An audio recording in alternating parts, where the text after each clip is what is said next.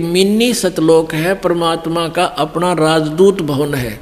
जैसा प्रत्येक देश का एक राजदूत भवन होता है, ऐसा परमेश्वर का एक स्थान है। तो उन आत्माओं को जिनकी पूंजी व्यर्थ ना होने दी, जिन याद आएगी, उनको वहाँ से लेकर वहाँ रख देंगे अपने मिनी सतलोक में और बीज रूप में। और वहाँ परमात्मा के लोक में, मिनी सतलोक में, परमेश्वर की तरफ से सब आपको सुविधाएं आहार मिलेंगे। उससे आपकी पूंजी नष्ट नहीं होगी। फिर उस पूंजी के आधार से आपको फिर पटकेगा परमात्मा सतयुग में।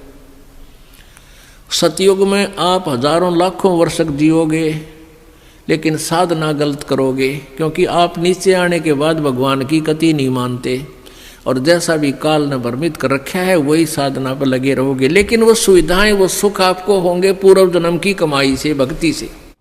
और आप सोच रहे होगे कि मैं जो भक्ति कर रहा हूँ, ये साधना कर रहा हूँ, मुझे इसी से सुख है।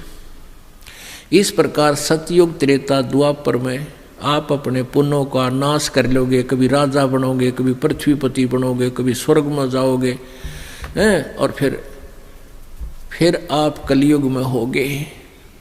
और कलयुग में आपका मानव जन्म होगा, फिर यही प्रोसीजर फिर होगा आपको। फिर कभी आकर के हजारों लाखों युगों के बाद ये सुअवसर प्राप्त होगा।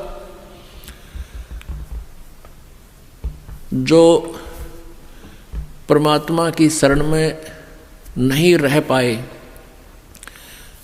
अभी आपको बताया 2 प्रकार भक्ति नाश होता है।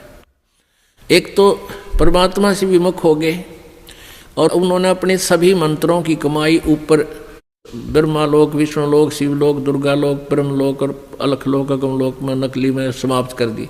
उसने तो कई लाख युगों के बाद फिर मनुष्य जीवन यहाँ पृथ्वी पाओगा।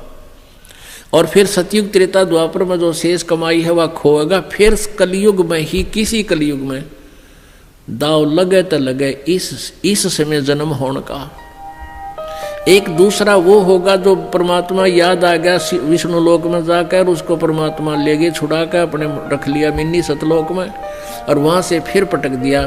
तो वो भी सतयुग से जन्म लेता हुआ बीच में राजा, चक्रवर्ती राजा, पता नहीं के बन के अपने पुण्यों को बहुत को नष्ट फिर भी कर लेगा।